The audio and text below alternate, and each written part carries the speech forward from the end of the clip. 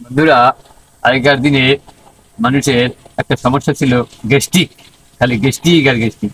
ইদানিং মানুষের একটা সমস্যা দেখা দিয়েছে যে কিছু মনে থাকে না, আর শরীরে ব্যথার ব্যথা। আমি বাজারে গিয়ে বলছি যে ভাই আমাকে এক প্যাকেট বিস্কুট দিন। একটা কমন বিস্কুটের নাম, সেই নামটা আমার মনে নাই। তারপরে কি বলবো, এক প্যাকেট বিস্কুট দেন, এক প্যাকেট বিস্কুট দেন। তারপর বারবার বলার পরে বলছি যে আরে 10-15 টাকা দামের এক প্যাকেট বিস্কুট দেন। পরে লোকটা বের করে দিল এনার্জি বিস্কুট। কিন্তু এই এনার্জি বিস্কুটের নামটাই আমার মনে ছিল না। মানে এতটাই স্মৃতিভ্রম হয়ে যায় এখন ইদানিং।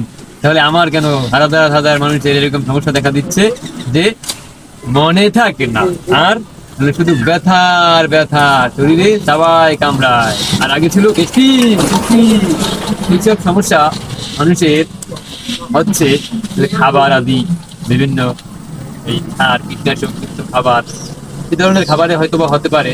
তবে আমাদের সবসময় সতর্ক থাকতে হবে, সচেতন থাকতে হবে, আমরা সঠিক খাবার খাবো, এদিকে সকলে